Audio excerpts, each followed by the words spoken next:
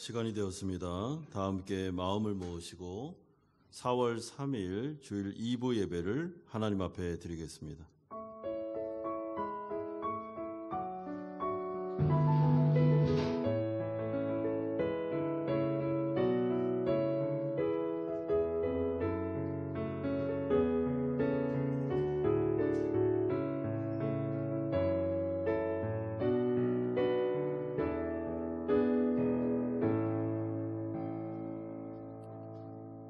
내 형제들아, 너희가 여러 가지 시험을 당하거든 온전히 기쁘게 여기라. 이는 너희 믿음의 시련이 인내를 만들어낸 줄 너희가 알미라. 인내를 온전히 이루라. 이는 너희로 온전하고 구비하여 조금도 부족함이 없게 하려 함이라. 아멘. 거룩하신 아버지 하나님, 하나님의 은혜로 은혜의 보좌 앞으로 오늘 이 주일에도 우리를 인도하여 주시니 감사드립니다. 거룩한 백성으로 흩어진 나그네로 이 세상을 어떻게 살아가야 되는지를 우리에게 말씀하여 주시옵소서. 아버지 하나님, 여러 가지 시험을 만나 하나님 앞에서 살아감에 근심과 걱정 속에 있는 성도들이 있다면 오늘 이 예배를 통해서 해답을 얻게 하시고 다시 주님을 바라보며 하나님이 주시는 크신 위로와 소망을 가지고 믿음으로 이겨낼 수 있도록 하나님께서 힘과 능력과 용기를 더하여 주시옵소서. 모든 영광을 받아주시기를 소망하오며 오직 예수 그리스도의 이름으로 기도드리옵나이다. 아멘. 우리와 함께 하시는 하나님 아버지 앞에, 아무 조건 없이 우리를 받아주시는 하나님 아버지 앞에 한 걸음씩 나아가도록 하겠습니다.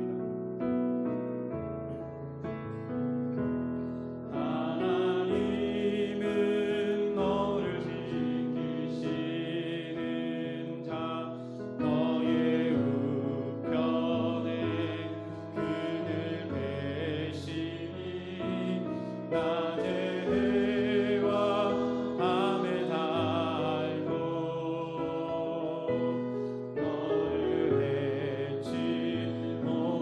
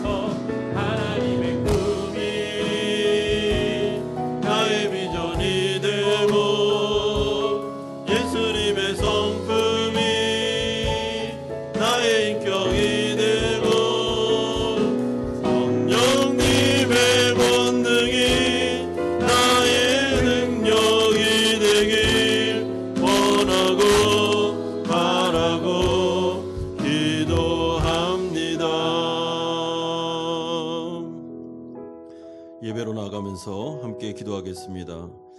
한 주간을 돌아보며 우리가 성도로서 거룩하게 살았는지 한번 돌아봅시다.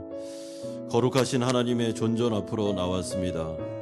정말 내가 성도답게 살았는지, 이 세상과 구별되면서 살았는지, 우리가 하나님의 마음을 아프게 드렸던 죄가 있지는 않은지, 세상이 요구하고 남겨진 죄가 우리에게 가르치는 방식대로 살지는 않았는지, 그래서 하나님께 우선순위를 두는 것이 아니라 세상에 우선순위를 두고, 또한 이웃을 사랑하는 것이 아니라 이웃의 마음을 상하게 하고 아프게 하고 그런 인생을 살지는 않았는지를 한번 돌아봅시다.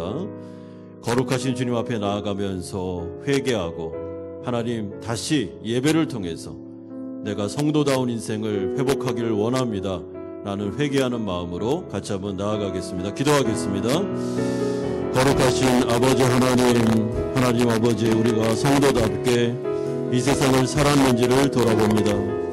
아버지, 인생 가운데 하나님 흩어진 나그네로 거룩한 백성답게 살라고 하나님께서 우리 가운데 말씀하여 주셨습니다. 아버지 하나님, 이 시간에 하나님께서 아버지 하나님 한 주간을 살아가며 하나님의 마음을 아프게 드리고 내 이웃에 대해서 사랑하지 못하고 이웃의 마음을 상하게 하면서 살았던 아버지, 우리의 죄를 용서하여 주시기를 원합니다. 오늘 아버지 하나님, 이 시간에 아버지 하나님께서 용서의 은혜를 주시고 회복의 은혜를 주시고 다시 말씀하여 주셔서 이제는 거룩한 성도답게 살 수 있도록 엄청나게 주시옵시고, 아버지 예배를 통해서 다시 한번 회복을 경험할 수 있도록 성령의 기름 부음을 허락하여 주시옵소서. 예수 그리스도의 이름으로 기도드리옵나이다. 아멘. 사도신경으로 신앙 고백 드리겠습니다. 나는 전능하신 아버지 하나님 천지의 창조주를 믿습니다. 나는 그의 유일하신 아들 우리 주 예수 그리스도를 믿습니다. 그는 성령으로 잉태되어 동정녀 마리아에게서 나시고 본디오 빌라도에게 고난을 받아 십자가에 못 박혀 죽으시고 장사된 지 사흘 만에 죽은 자 가운데서 다시 살아나셨으며 하늘에 오르시어 전능하신 아버지 하나님 우편에 앉아 계시다가 거기로부터 살아있는 자와 죽은 자를 심판하러 오십니다. 나는 성령을 믿으며 거룩한 공교회와 성도의 교제와 죄를 용서받는 것과 몸의 부활과 영생을 믿습니다. 아멘. 다 함께 자리에 앉으셔서 322장 찬송 드리겠습니다.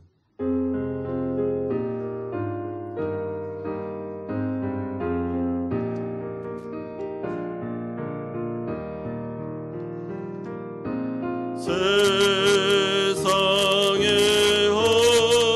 헛된 신을 버리고 하나님 이름 높여 기리세. 온 천하 백성 모두 나와서 다 같이 하나님만 섬기세.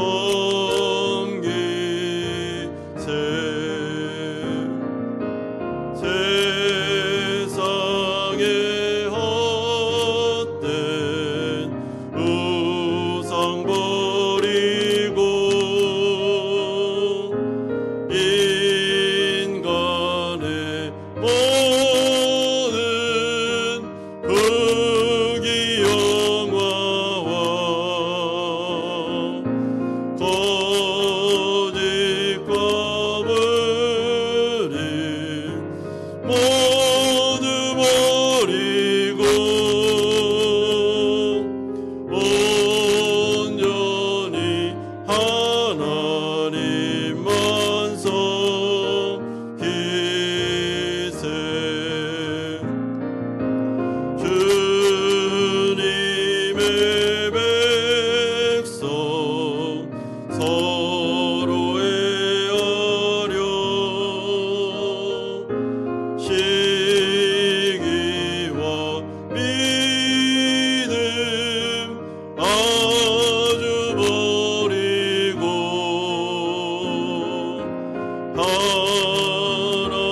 하나님만을 홀로 섬기는 천국을 어서 이뤄 주소서.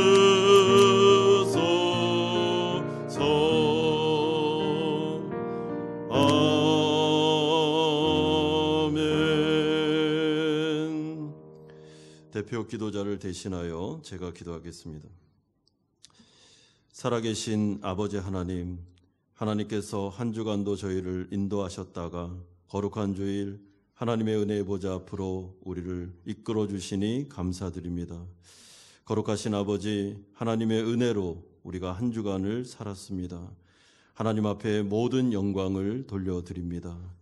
그러나 그럼에도 불구하고 아버지 하나님, 세상 가운데 우리가 하나님의 마음을 아프게 드리는 죄를 범하였습니다. 하나님께서 용서하여 주시고 이 예배를 통해서 제사함의 은혜를 내려 주시옵소서.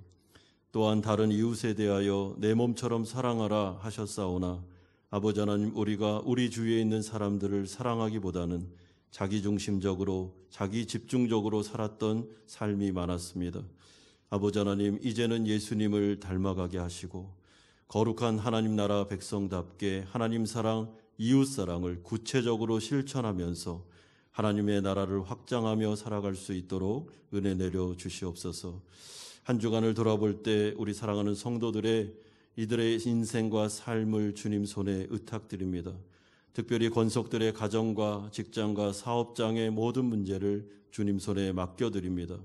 의인은 오직 믿음으로 말미암아 살리라 하셨사오니 아버지, 근심되고 걱정되며 염려되는 모든 문제를 이제는 나의 주인 되신 예수님께 맡겨드리고 오늘 하루를 믿음으로 살게 하시며 그래서 하나님께서 채우시고 피할 길을 주시며 인도하시는 영적 체험이 있는 삶을 살아갈 수 있도록 은혜 내려 주시옵소서.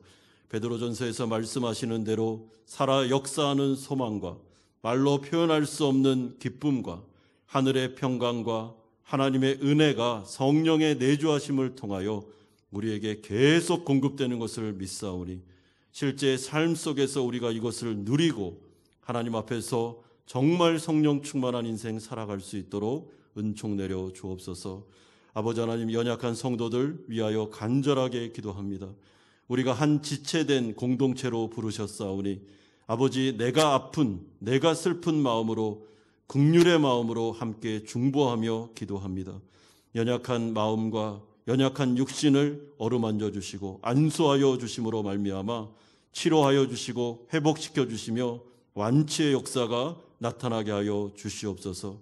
거룩하신 주님, 삶 속에서 고독하게 고민하며 아버지 하나님 주님만을 바라보고 인생의 문제를 가지고 살아가는 성도들, 아버지께서 그들을 위로하여 주시고 붙잡아 주시고 새 힘과 능력을 더하여 주시기를 원합니다. 주님, 교회를 위해서 기도합니다.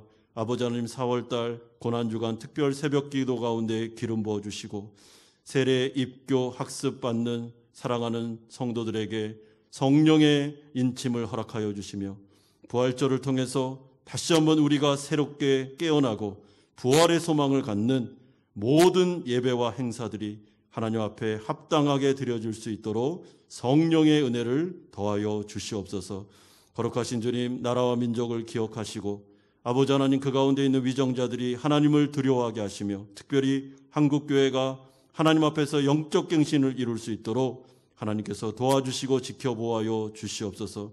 베트남에 있는 모든 교회와 디아스포라 한인교회들, 한인기업들, 또한 외국인들, 베트남인들 다 기억하여 주시고 코로나 가운데 아버지 하나님께서 이들을 건사하여 주시며 은총을 내려주심으로 아버지 하나님 잘 살아갈 수 있도록 평안을 더하여 주시옵소서. 예배를 드리며 예배를 섬기는 자들 기억하시고 예배에 소망하며 자신의 시간과 물질과 몸을 들여 하나님 앞에 나아가는 자들 하나님께서 다 어루만져 주시고 이들의 노고를 하나님께서 갚아 주시옵소서. 오늘도 우리에게 살아있는 말씀 주실 것을 믿사오니 이 말씀 붙잡고 인생 가운데 거룩한 인생 살기를 소망하며 주 예수 그리스도의 이름으로 기도드리옵나이다. 아멘.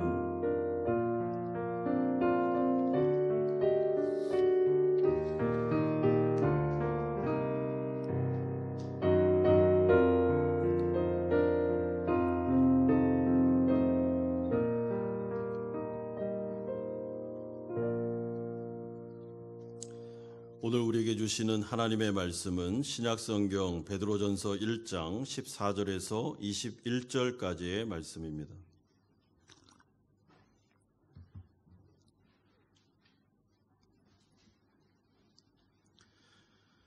베드로전서 1장 14절에서 21절까지의 말씀 한 절씩 교독하겠습니다.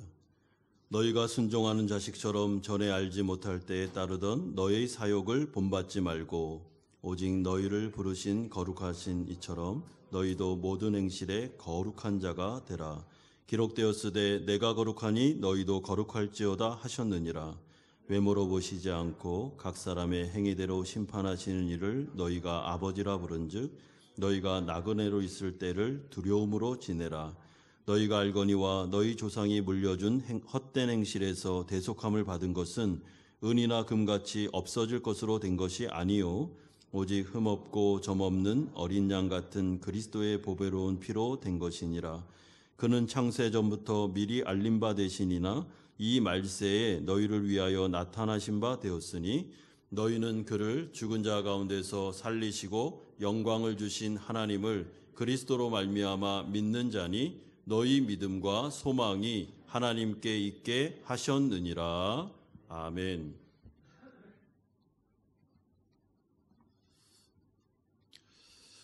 우리가 가지고 있는 성경 중에는 전도서라는 말씀이 있습니다. 특별히 이 전도서는 해 아래 인생에 대해서, 그러니까 예수를 믿지 않는 사람들의 인생이 어떠한지를 우리에게 잘 보여주는 성경입니다. 전도자는 자신이 이 세상의 거의 모든 것을 다 경험하고 누려봤다고 고백하고 있습니다. 부귀영화, 쾌락, 많은 공부와 학식 등등의 것들을 그는 거의 다 누렸다고 고백합니다. 그러면서 그가 내린 결론적인 고백이 있는데 전도서 1장 2절에 보면 전도자가 이르되 헛되고 헛되며 헛되고 헛되니 모든 것이 헛되도다라고 고백합니다. 여기서 헛되다라는 고백이 무려 5번이나 한 구절에 나오고 있는데 여기서 헛되다라는 말은 허망하다, 공허하다, 그러니까 의미가 없다라는 뜻을 가지고 있습니다. 하나님 없는 모든 부귀영화, 하나님 없는 쾌락, 하나님 없는 학식이나 지식 등등의 모든 삶의 패턴은 인간에게 있어서 공허하고 허무하구나라는 것을 그가 인생의 경험을 통해서 깨닫게 되었으며 그는 전도서의 결론으로 이 말씀을 하고 있습니다. 그렇다면 인간은 어떻게 해야지 인생의 허망함과 공허함을 해결할 수 있을까? 전도서 12장 1절에는 이렇게 대안을 제시합니다. 너는 청년의 때에 너희 창조주를 기억하라.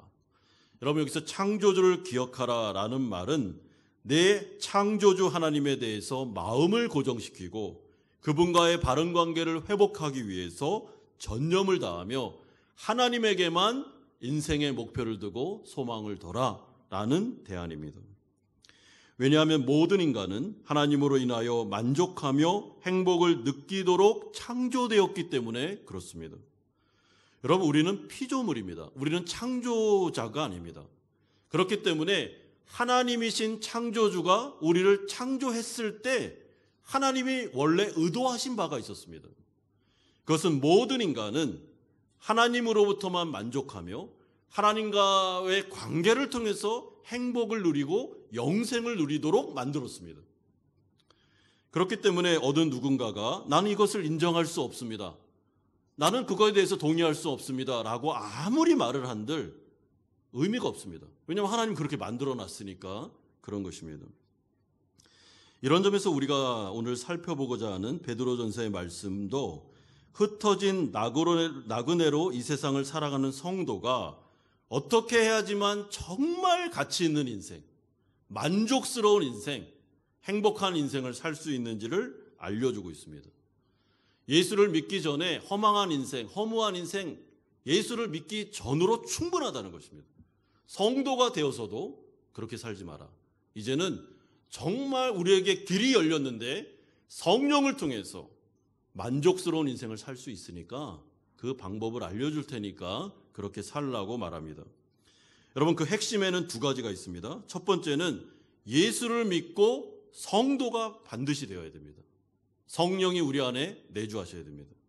두 번째는 그 성령의 인도에 따라 거룩한 인생을 살아야만 허무하고 허망한 인생을 살지 않는다라고 요약적으로 말씀드릴 수 있습니다.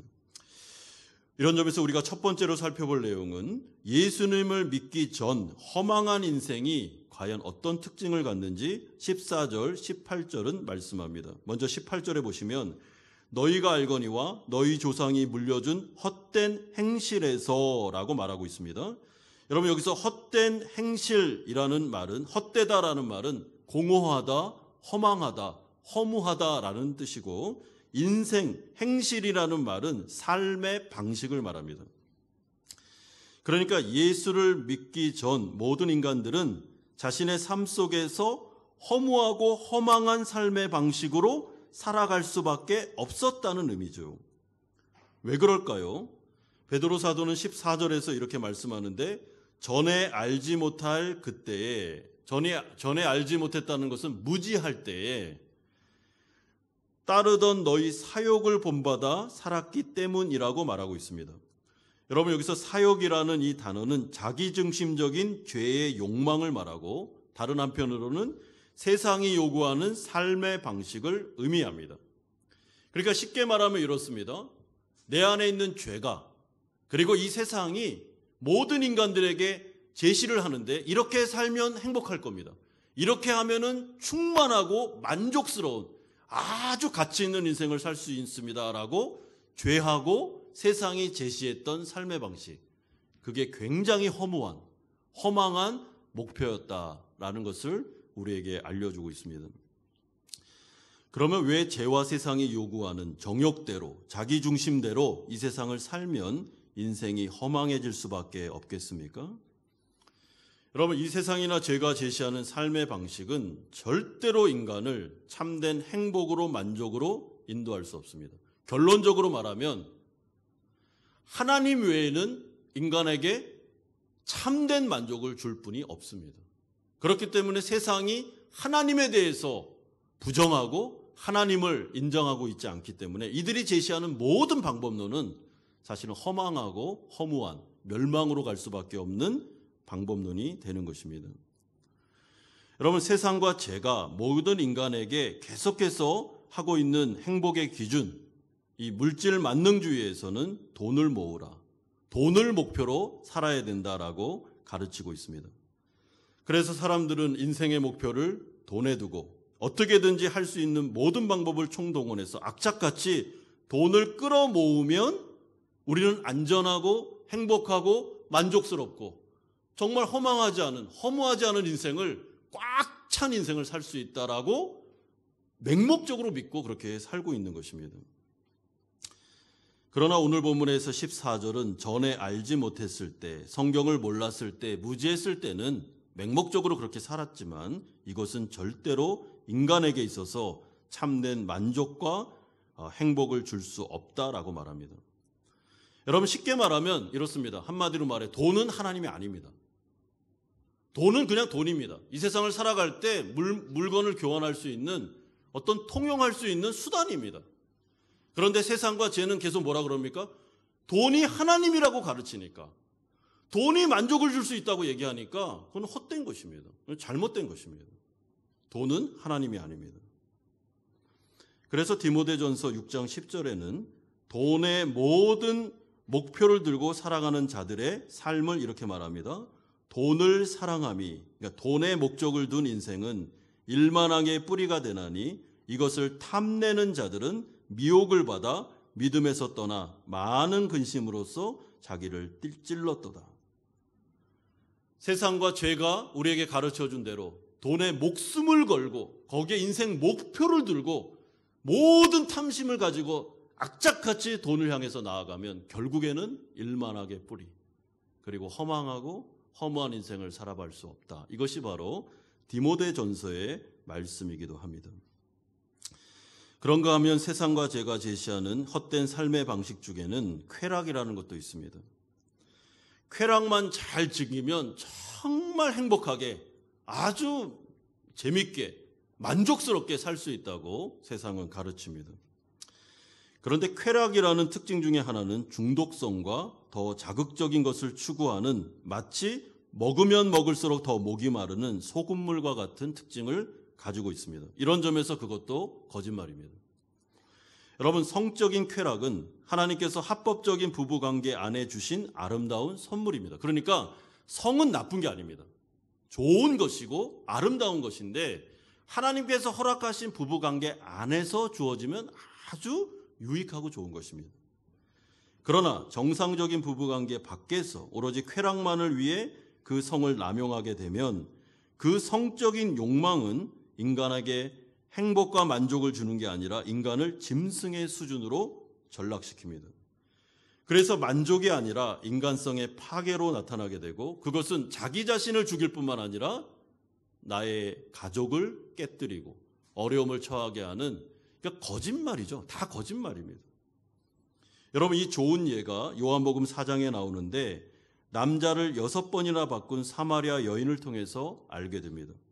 물론 이 여인이 쾌락만을 즐겼다, 그런 뜻은 아닙니다. 성적인 탐욕에 빠졌지만 그는 남자를 의지하는, 하나님을 의지하지 않고 자신의 남편을 의지하는 쪽으로 나아가게 되었으며 그의 인생은 목마름에 허덕이는, 너무나도 외롭고 허무하고 허망한, 목마름이 너무나도 많은, 영적인 가람이 많아서 그런 인생을 살아가고 있는 여인, 이것이 바로 사마리아 여인이었습니다. 그러므로 쾌락이 하나님은 아닙니다. 세상과 죄는 쾌락이 하나님인 것처럼 둔갑시켜서 우리에게 자꾸 그렇게 유혹하고 있지만 쾌락은 하나님이 아닙니다. 여러분, 그렇다면 세상이 말하고 있는 권력과 명예와 인기는 어떻습니까? 정말 최고의 자리에 올라가면 만족스럽고 행복하겠습니까? 모든 사람으로부터 인정받으면 나는 마치 하나님이 된 것처럼 너무나도 좋은 기쁜 인생을 살아갈 수 있겠습니까? 이건 역시 거짓말입니다. 여러분, 우리에게 주어진 권세와 권력, 그리고 명예와 그리고 다른 사람으로부터 인정받는 것은 나쁜 것은 아닙니다. 그것이 필요합니다. 사회생활 하다 보면은 그런 자리들이 있어야 되고 그래야 조직이 운영이 되고 합니다.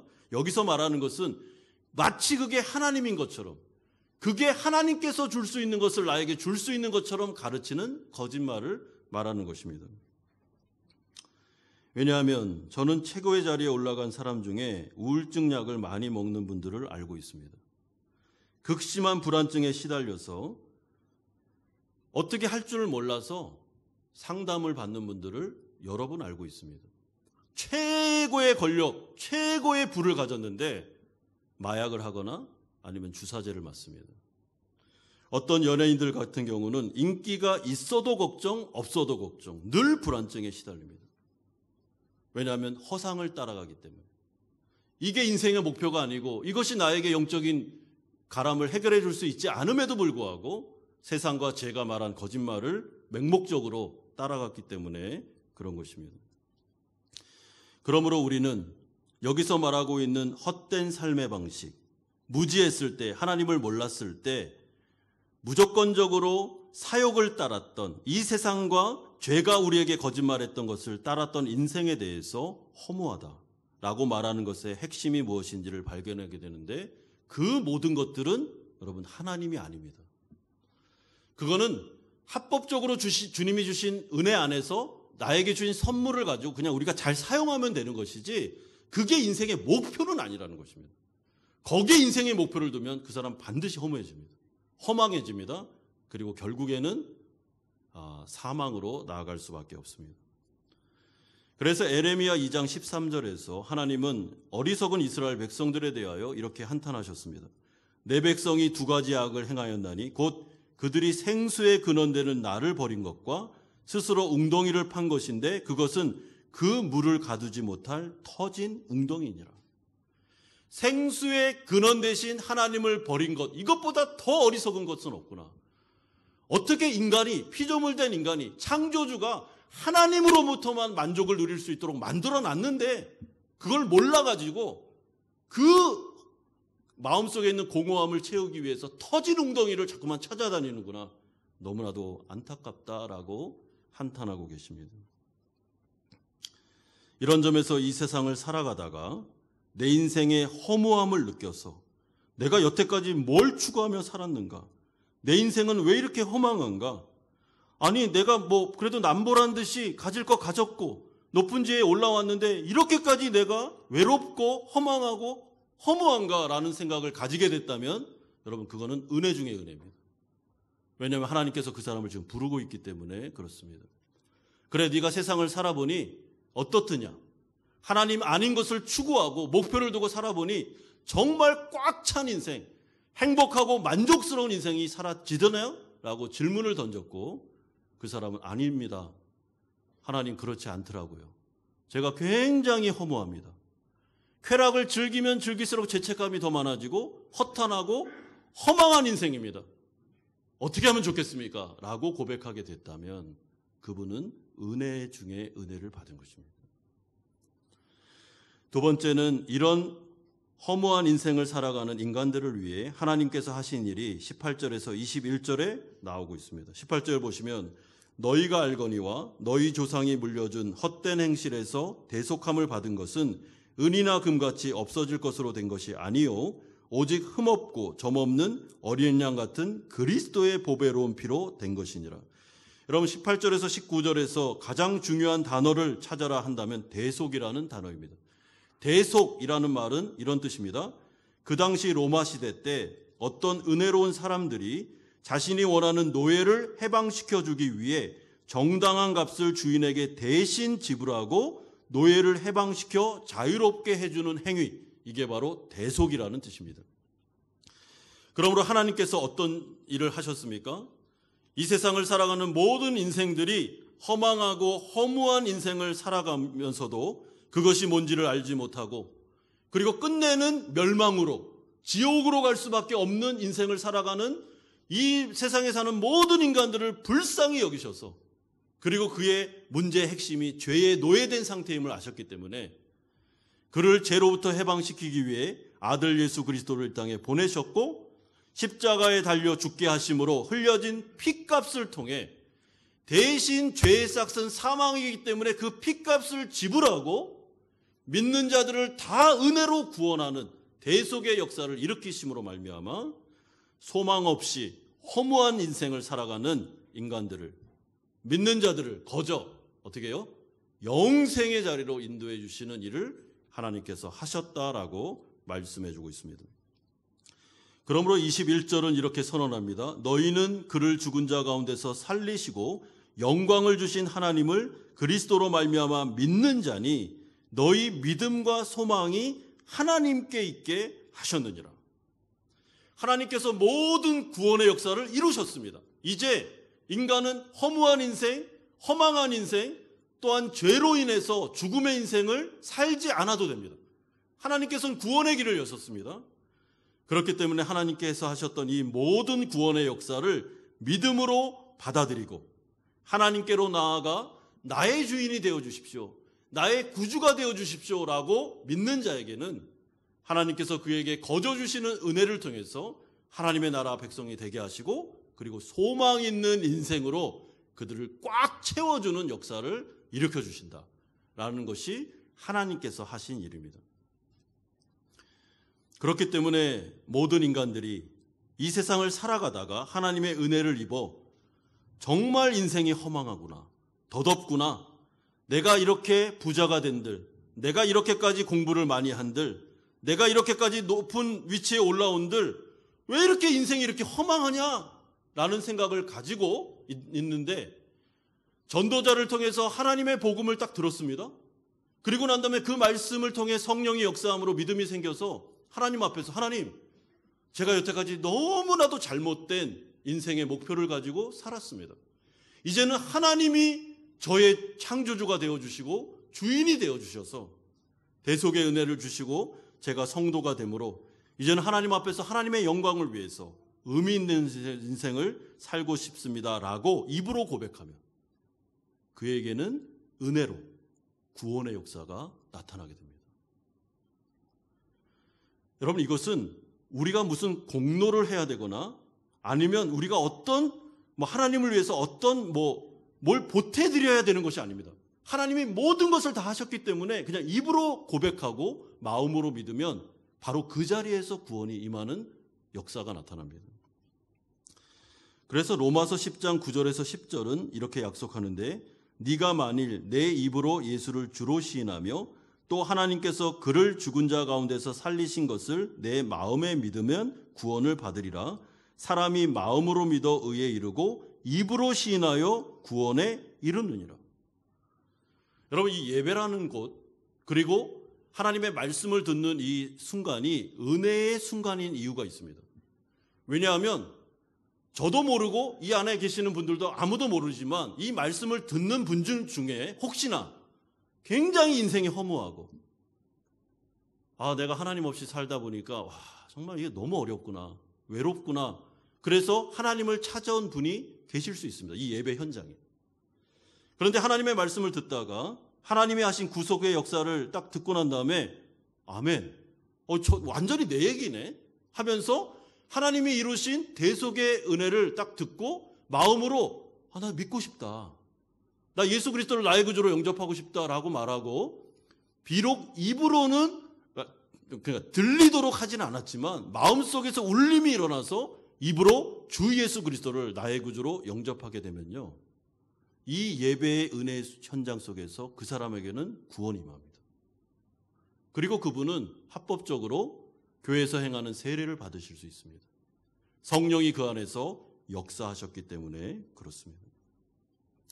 따라서 베드로 사도가 오늘 인생의 허망함과 허무함, 무상함을 생각하면서 또한 내가 죽으면 어떻게 되는가라는 것에 대한 풀리지 않는 숙제 속에 고민하는 사람이 그의 허망한 인생에서 영생으로 나올 수 있는 유일한 방법은 주 예수 그리스도를 믿고 그분의 핏값으로 대신 제사함을 받아 대속의 은혜로 하나님 앞에 영생의 자녀로 거듭나는 것 외에는 소망이 없음을 우리에게 알려주고 있습니다. 그렇기 때문에 성도가 이 세상을 살아가면서 하나님을 믿지 않아 허망한 인생을 살아가는 자들을 부러워하는 것은 있을 수 없는 일입니다. 거듭나지 않으면 이 굴레에서 나올 수 없습니다. 죄와 세상이 가는 삶의 그 굴레에서, 잘못된 삶의 방식에서 떠나지 않으면 절대로 만족스럽고 행복한 인생은 살아갈 수 없습니다. 이것이 성경의 답입니다. 그러므로 시간이 있을 때 빨리 복음을 듣고 회심하여 하나님께로 나아가야 됩니다. 그래야 소망이 있는 인생을 살아갈 수 있습니다. 그렇다면 마지막으로 예수님을 이미 믿은 성도들은 어떻게 해야지만 정말 아름다운 인생을 살 수 있는지, 거룩한 인생을 살라고 14절에서 17절은 말씀합니다. 여러분 15절 보십시오. 오직 너희를 부르신 거룩한 이처럼 너희도 모든 행실에 거룩한 자가 되라. 기록되었으되 내가 거룩하니 너희도 거룩할지어다 하셨느니라. 한마디로 말해서 성도는 이 세상 가운데 허무하고 허망한 인생을 살면 안 된다. 꽉 찬 인생을 살아야 되는데 답은 거룩하게 살아라 라고 알려주고 있습니다. 여러분, 거룩한 인생이 무엇입니까? 14절은 이렇게 해답을 제시합니다.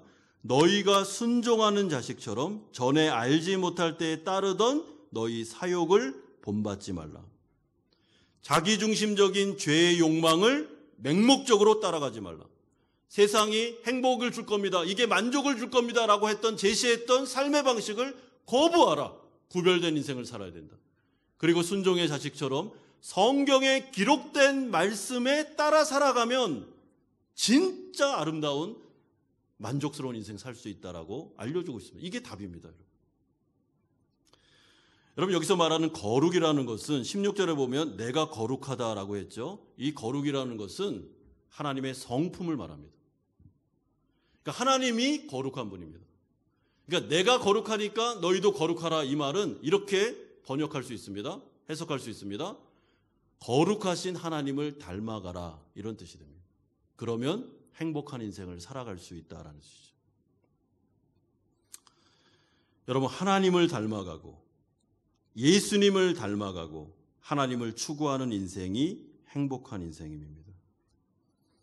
이런 점에서 성경에 기록된 모든 말씀은 사실은 하나님이 어떤 분이시며 그분의 성품이 어떠한지를 알려주고 있습니다. 그러니까 목표를 어디에 둬야 됩니까? 세상과 제가 말하는 것처럼 돈을 끌어모으고 쾌락을 즐기고 아니면은 권력을 향해 아니면 뭔가를 쟁취하게 목표를 두고 살아가면 그거는 끊임없는 소금물. 이거는 행복이 아니라니까요. 목표를 바꿔야 됩니다. 어디에요? 하나님에게 목표를 두셔야 됩니다. 내가 인생을 살아가는 목표는 딱 하나야. 나 하나님 닮고 싶어. 나 하나님의 성품처럼 나도 거룩한 인생을 살고 싶어. 그게 내 인생의 목표다. 그 사람 꽉 찬 인생 살아갈 수 있습니다. 그러면 하나님을 닮아가십시오라는 것은 또 다른 율법을 주는 게 아닙니다. 이거는 또 다른 짐이 아닙니다. 하나님의 말씀은 막 성도들에게 무거운 짐을 막 지어주면서 억지로 끌고 가는 게 아닙니다. 진짜 행복하게 살기 위한 방법을 알려주는 것입니다. 하나님을 닮아가면 됩니다. 여러분, 예수님께서 어떤 율법학자가 예수님께 이런 질문을 했습니다. 예수님, 율법의 완성은 무엇입니까? 당신은 율법을 뭐라고 가르칩니까? 라고 물어봤습니다. 그때 예수님이 한마디로 정의를 내리셨습니다. 하나님을 사랑하라. 그리고 이웃을 네 몸처럼 사랑하라. 이것이 율법의 완성이며 강령이니라, 요약이니라 라고 말씀하셨습니다. 왜 그러냐면 하나님은 사랑이기 때문에 그렇습니다. 그렇기 때문에 하나님을 닮아가야 됩니다. 하나님을 닮아 거룩한 인생을 사셔야 됩니다. 그래야 만족한 인생을 살 수 있습니다. 라는 말은 이렇게 말할 수 있습니다. 인생을 살아갈 때 성도는 절대로 자기중심적으로 자기 만족만을 위해서 사시면 안 됩니다. 그러면 행복하지 않습니다. 성도는 이 세상을 살아갈 때 하나님을 사랑하고 내 이웃을, 내 주위에 있는 사람들을 목숨을 다하여 사랑할 때 진짜 만족감이 옵니다. 그게 성도다운 인생이 되는 것이죠. 이런 점에서 이 세상을 살았던 완전한 인간 중에 가장 행복한 인생을 사셨던 분이 누구시겠습니까? 예수님입니다. 여러분, 예수님의 십자가는 세상 사람들이 바라보면서 제일 진짜 비참한 인생, 저주받은 인생, 야 정말 행복하지 않은 인생이 저걸 거야 라고 손가락질했습니다. 그건 세상의 관점이고요. 하나님 나라 관점으로 보면 가장 행복하고 가장 만족스러우며 가장 의미 있고 가치 있는 인생을 사셨던 분은 예수 그리스도셨습니다. 왜냐하면 그는 하나님을 사랑했기 때문에 모든 인간을 사랑해서 자기 안에 있는 피 한 방울까지, 물 한 방울까지 다 사랑하기 때문에 내어주신 삶을 살았기 때문에 그는 가치 있고 의미 있는 인생을 살았던 것이죠. 이것이 바로 성경의 역사입니다. 그러므로 사도 베드로가 흩어진 나그네로서 고난 중에 있는 성도들에게 정말 어떻게 보면은 나 한 몸 건사하기도 어려운 상황 속에 성도들에게 도전하는 것이 무엇입니까? 아무리 어렵고 힘들어도 성도답게 살아라. 거룩하게 살아라. 어떻게 해요? 하나님을 닮아서 자기중심적으로 살지 말고 내가 안전하고 내가 이 세상에서 행복하기 위해서 돈을 막 끌어모아서 모든 에너지를 거기 쓰는 이런 어리석은 짓 하지 말고 막 쾌락을 즐기면서 나도 인간답지 못 살게 할 뿐만 아니라 가정도 파괴시키고 막 이런 관계성을 파괴시키는 일을 하지 말고 권력과 명예를 쟁취하기 위해서 다른 사람 누르고 자꾸만 거기에 목표를 두고 가지 말고 나에게 주어진 모든 것들을 은혜로 생각하고 선물로 생각하면서 그것을 사용해서 어떻게 해요? 하나님을 사랑하고 이웃들을 살리고 사랑할 수 있도록 사는 삶이 가장 만족하고 가장 의미 있고 가장 가치로운 인생이다라고 말씀해주고 있습니다. 여러분, 이런 점에서 제가 예전에 어떤 선교사님을 만나봤는데 그분의 그 어려운 사람들을 이렇게 도와주면서 하신 말씀이 기억이 납니다. 목사님, 저 진짜 행복합니다. 저 만족스럽습니다. 가진 거 별로 없습니다. 그리고 내가 가진 게 없기 때문에 가진 것을 나누는 것도 너무 부족합니다. 누구한테 후원받아서 나눠주고 있습니다. 그런데 진짜 행복합니다. 라는 말을 한 적이 있습니다. 저는 그게 정답이라고 생각합니다. 왜요? 그게 바로 하나님께서 인간을 창조하신 목적이기 때문에 그렇습니다. 이런 점에서 혹시나 우리가 성도임에도 불구하고 나의 인생이 허망하고 허무하고 뭔가가 이상하다, 왜 이렇게 허전할까라는 생각이 드십니까? 그러면 오늘 하루를 살아도 하나님을 사랑하고 이웃을 사랑하기 위해서 한번 노력해 보십시오. 예수님을 닮아가기 위해서 나의 호주머니에 있는 지갑을 열고 나의 몸을 사용해서, 나의 시간을 사용해서 다른 사람에게 어떻게든지 사랑을 베풀기 위해서 한번 그런 삶을 한번 살아보십시오. 그리고 나서 그 하루의 저녁에 내 마음이 어떤지를 돌아보십시오. 만족스러울 겁니다. 잘 살았구나. 정말 하나님 사랑, 이웃 사랑을 내가 행했구나라는 생각을 하시게 될 겁니다.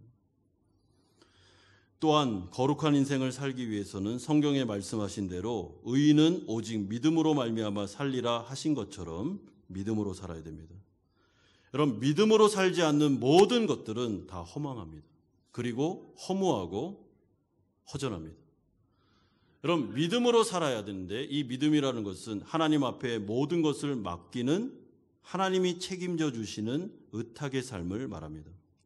생사화복을 주관하시는 하나님께서 나의 인생을, 나의 가정을, 나의 자녀를, 내 사업자와 직장을, 먹고 사는 문제를, 나의 미래를, 나의 전부를 책임져 주신다는 믿음을 가지고 오늘 하루를 살아가는 일상, 그것이 바로 믿음의 삶입니다. 왜냐하면 믿음으로 살지 않으면 염려와 근심과 걱정 속에 살아갈 수밖에 없고, 그러면 그 인생이 너무나도 허망하기 때문에 그렇습니다. 따라서 우리가 믿음으로 하나님 앞에 전부를 의탁하고 오늘 하루를 성실하게 믿음으로 살아가는 법을 훈련하셔야 됩니다. 거룩한 인생이라고 해서 굉장히 화려하고 이런 게 아닙니다. 나의 하루를, 이웃을 사랑하고 믿음으로 나의 모든 것을 맡기고 하나님이 주신 일에 대해서 성실하게 책임지고 살아가는 삶, 이것이 반복되는 것이 거룩한 인생입니다. 믿음으로 살면 왜 그 인생이 꽉 채워지는 인생이 되냐면, 믿음으로 사는 자에게는 하나님께서 은혜를 더하여 주시는데 그가 살아 역사하는 하나님을 많이 체험하게 됩니다. 여러분, 믿음이 없이는 하나님을 기쁘게 할 수 없습니다. 믿음이 없이는 체험이 없습니다. 하나님을 믿고 나아가면 많은 체험을 얻게 됩니다. 그래서 그가 부유해지는 것이죠. 영적으로 부유해집니다. 믿음으로 사는 자들에게 주시는 하나님의 은혜 중에 하나는 영적으로 많은 체험을 주셔서 인생이 부유해집니다. 꽉 차집니다. 하나님을 너무나도 많이 경험합니다. 그게 믿음으로 사는 자들에게 주어지는 혜택이요, 은혜가 됩니다. 그러므로 베드로 사도가 인생에 고민이 많은 소아시아 성도들에게 계속해서 도전하는 것은 하나님을 경험하라, 하나님을 체험해야 된다. 이 어려운 고난 속에서 하나님이 도와주시고 피할 길을 주시고 은혜를 주시고 나를 붙잡아 주시고 살 길을 열어주시는 것을 많이 경험하며 사는 것이 만족스러운 인생이며 꽉 찬 인생이다라고 말씀해 주고 있습니다. 그러므로 믿음으로 사셔야 됩니다. 여러분, 어떤 분들을 만나면요, 하나님을 체험했습니까? 하나님이 당신의 인생에서 기적을 베푸셨습니까? 라고 질문하면 하루가 모자른 분들이 있습니다. 너무 많으니까요. 하나님이 나를 도와줘서 기적을 베푸시고 우리 가정을 인도하시고 그래서 여태까지 살았는데, 내가 예수를 믿는 순간부터 횟수로 따지면 그 횟수만큼 은혜가 있었으니까 할 말이 너무 많아가지고 어쩔 수가 없는 거죠. 그게 바로 부유한 인생입니다. 그게 거룩한 자에게 주어지는 축복이죠. 그런데 당신의 인생에 하나님의 은혜가 있었습니까? 하나님의 기적이 있었습니까? 할 말이 없어요.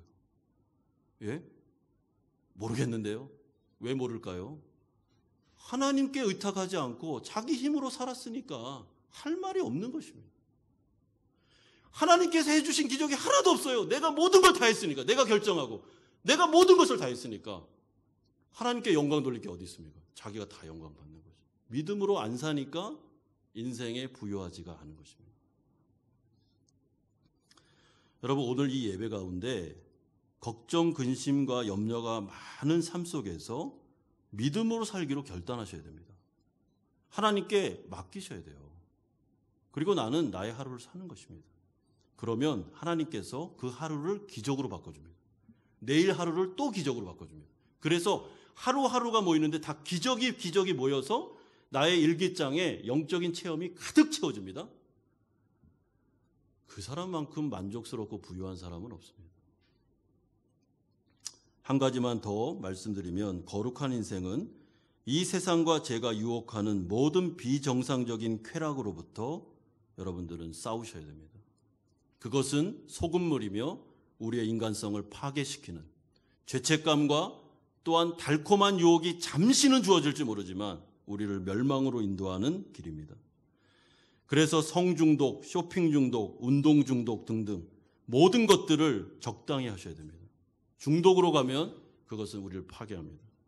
그것은 우리를 채워주는 게 아니라 허무함으로, 우울감으로, 죄책감으로 인도하게 될 것입니다. 그래서 영적 침체가 오는 것입니다. 성도들이 이 세상을 살아가면서 능력의 인생을 못 사는 것은 영적으로 침체돼서 그렇습니다. 성령 충만해야지만 살 수 있는데 그 비결은 죄와 피 흘리기까지 싸우셔야 됩니다. 거룩한 인생을 살 때 우리는 낭비하는 인생을 살지 않게 되고 그것이 바로 가정을 살리고 이웃을 사랑할 수 있는 비결임을 여러분 생각하셔야 됩니다. 그런데 이것은 우리의 의지로 안 됩니다. 오직 성령이 주시는 은혜로만 가능합니다. 그래서 이 문제도 주님께 맡기셔야 됩니다. 회개라는 은혜의 수단을 통해서 하나님 제가 또 넘어졌습니다. 주님께 회개합니다. 하나님 저에게 은혜를 주셔서 이길 힘을 주십시오. 내 의지는 너무 약합니다. 주님 도와주셔야 됩니다. 그때 하나님께서 힘을 주셔서 끊어지게 하십니다. 거룩한 인생은 무거운 짐을 짊어지는 게 아닙니다. 거룩한 인생을 살라고 말하는 것은 진짜 이게 인간답게 행복하게 꽉 찬 인생, 만족스러운 인생을 살아갈 수 있는 비밀이기 때문에 베드로 사도가 성령을 의지해서 소아시아 성도들에게 알려주는 것입니다. 여러분, 사욕을 따르는 게 행복하다고 세상이 가르치죠. 거짓말입니다. 한번 해보십시오. 찰나적인 만족은 옵니다. 그러나 소금물입니다. 하나님에게 목표를 두십시오. 거룩의 목표를 두십시오. 하나님을 닮아가셔야 됩니다. 사랑을 실천하셔야 됩니다. 죄와 싸우셔야 됩니다. 그리고 믿음으로 사셔야 됩니다. 그러면 우리의 인생 속에 허망함과 허무함이 사라지면서 만족과 기쁨과 소망이 가득 채워지게 됩니다. 가난하나 부하나 내가 높은 지에 있으나 낮은 지에 있으나 아무 상관없습니다. 여러분, 그 환경은 우리의 기쁨을 빼앗아갈 수 없습니다. 그것은 그저 하나님이 주시는 선물에 불과합니다. 그 위치에서 이웃을 사랑하고 그 위치에서 믿음으로 살고 그 위치에서 죄와 싸우면서 거룩하게 살 때 성령께서 참된 성도로서의 만족과 행복한 인생을 허락해 주실 줄 믿습니다. 이런 인생을 살아서 하나님께 영광 돌리고 성도다운 인생 살아가시기를 주 예수 그리스도의 이름으로 축원드립니다. 같이 한번 기도하는 시간을 갖겠습니다. 이 시간에 첫 번째로 기도할 때 혹시나 이 자리에 앉아 계신 분 중에 내 인생이 왜 이렇게 허망한가, 왜 이렇게 허무한가 라고 생각하는 분들이 계십니까? 그것은 오늘 본문에 보면 한 가지 이유밖에 없습니다. 하나님을 몰랐기 때문에, 하나님을 추구하지 않았기 때문입니다. 거룩한 인생을 살지 않았기 때문입니다. 오늘 이 시간 하나님께 말씀드리고, 하나님, 제가 주님의 백성답게 살게 하시고 저의 마음을 성령으로 꽉 채워주십시오 라고 기도합시다. 두 번째는 성도답게 사셔야 됩니다. 이제는 자기중심적인 인생을 살면 안 됩니다. 다른 사람을 살리고 사랑을 베풀고 믿음으로 오늘 하루를 죄와 싸우면서 사셔야 됩니다. 그럴 때 성령께서 우리 가운데 정말 만족스러운 그런 행복감을 주실 겁니다. 좀 들은 말씀 생각하면서 같이 한번 기도하겠습니다. 거룩하신 아버지 하나님, 오늘 우리 가운데 하나님께서 말씀하여 주셨습니다. 하나님, 우리가 인생을 살아가면서 주님 우리 자신을 돌아봅니다. 아버지 하나님, 우리가 어디에 목표를 두고 어떻게 살아야 되는지를 하나님께서 알려주셨습니다. 하나님에게 목표를 두고 하나님을 닮아가고 죄와 싸우고 믿음으로 살기를 원하고 이웃을 사랑하며 살아가기를 원합니다. 혹시나 나의 삶이 허망하고 나의 삶이 공허하고 나의 삶이 너무나도 만족스럽지 않아 주님께 나온 자들이 있다면 하나님께서 만져주시고 은혜 주셔서 이제는 성경이 제시하는 영생의 길로 나아갈 수 있도록 하나님께서 역사하여 주시옵소서. 붙잡아 주시옵소서. 거룩하신 주님, 우리가 하나님 앞에 나왔습니다. 성도답게 살기를 원해서 나왔습니다. 하나님 우리에게 알려주셨습니다. 사욕을 따라가지 말고 거룩한 백성답게 하나님에게 목표를 두고 예수님을 닮아 사랑을 실천하며 죄와 싸우며 그리고 믿음으로 살라고 말씀하셨습니다. 그러면 성령의 은혜로 우리의 마음과 영혼이 꽉 채워지며 만족스러우며 기쁨의 인생을 살아갈 수 있다고 알려주셨습니다. 아버지 하나님, 오늘 결단하고 주님 앞에 기도합니다. 내가 어떤 위치에 있든지 상관없이 나의 주위에 있는 영혼들을 사랑하고 사랑을 실천하는 인생을 살게 하시고 예수님을 닮아가게 하시고 하나님을 추구하게 하시고 또한 죄와 싸우게 하시고 또한 믿음으로 살아 모든 것을 맡기고 오늘 하루를 하나님께 드리는 인생 살아가게 하여 주시옵소서. 주님, 허망하고 허무하여 주님의 존전으로 나온 자들이 있습니까? 그들을 만져주시고 성령께서 함께해 주셔서 예수 그리스도를 믿고 거듭나 구원받는 자리로 나올 수 있도록 은혜 내려 주시옵소서. 예수 그리스도의 이름으로 기도드리옵나이다. 아멘. 찬송가 213장 1절 4절 부르면서 준비하신 헌금 하나님께 드리겠습니다.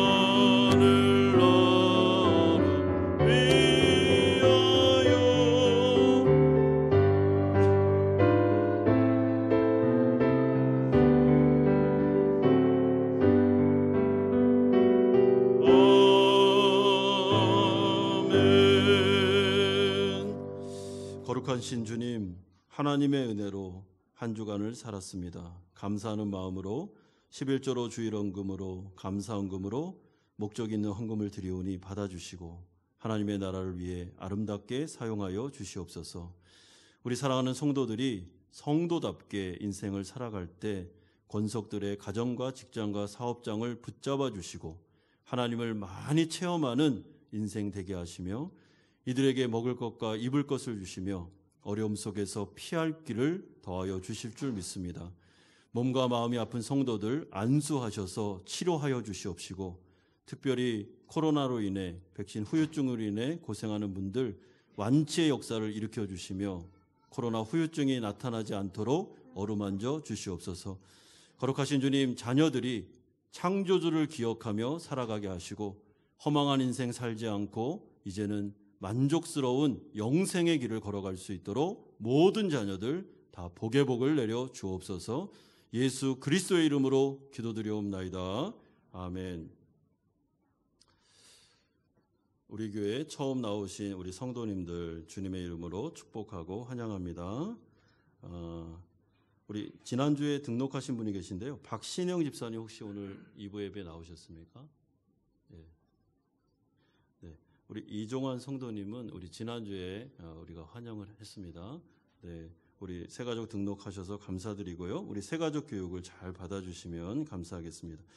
2022년도 고난주간 특별 새벽기도 일정이 나와 있습니다. 이 은혜의 수단들을 잘 이용하셔서 좀 참석하시고 고난주간에 예수 그리스도의 고난을 묵상하고 우리에게 주시는 메시지를 통해서 은혜 받으시는 성도님들 되시기를 축원합니다. 비대면 예배가 계속 지원되고 있습니다. 코로나 확진자들이 계속 나오고 있습니다. 교회 안에. 그래서 감기 증세만 있어도 이렇게 나오지 않으시기를 우리가 권유드리고 있습니다. 그래서 주위에 안 나오신 분들은 코로나에 어려움이 있다 생각하시면 되고요. 코로나로 인해서 예배를 못 드리시는 분들은 영상 지원을 통해 예배를 드리시면 되겠습니다. 학습 셀의 입교 일정을 잘 확인하시고 예식에 참여하는 분들은 꼭 이 문답과 예식을 꼭 시간 엄수를 잘 해주시고요. 그리고 우리 성도님들은 한 20명 정도 되는데 이분들 위해서 기도로 준비해 주시면 감사하겠습니다. 교육위원회 모임이 오늘 오후 3시에 4층 유초등실에서 모이겠습니다. 운영위원회, 정기운영위원회 모임은 다음 주 오후 2시 30분에 5층 사랑실에서 모이겠습니다. 교우동정입니다. 전흥열 집사님, 전혜원 집사님 부친 되시는 고 전주린 집사님 소천하셔서 지난주에 우리 장례 일정이 잘 마무리가 되었습니다. 기도해 주셔서 감사드립니다. 4월 일정을 참조해 주시면 되겠습니다. 다 같이 일어나셔서 주기도문 찬양하고 축도로 예배를 마치겠습니다.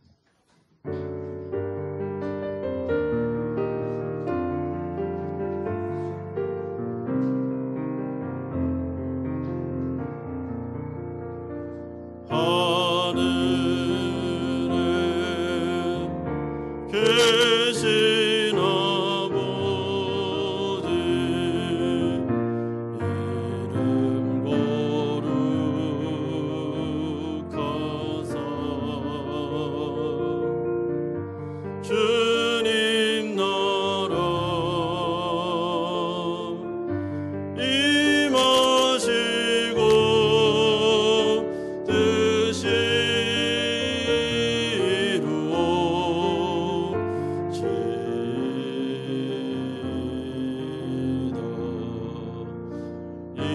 일용할 양식 주시고 우리들의 큰 죄 다 용서하시고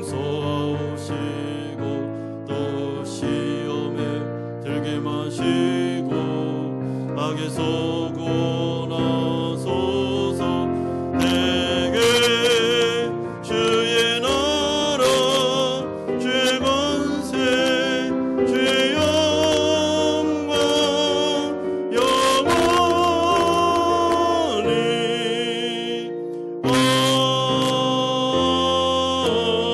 아멘. 이제는 우리 주 예수 그리스도의 은혜와 하나님 아버지의 사랑하심과 성령 하나님의 교통 충만하심이 성도로서 구별된 인생을 살아 하나님 앞에 영광 돌리기를 소망하는 사랑하는 성도님들의 머리 위에와 이들의 가정과 직장과 사업처 위에 사랑하는 자녀들과 선교사님들 머리 위에 지난주에 등록하신 박신영 집사님, 이종환 성도님 머리 위에 사랑하는 아버님을 하늘나라로 보내드리고 위로가 필요하신 전흥열 집사님과 그 가족 위에 이제부터 영원토록 함께 있을지어다. 아멘.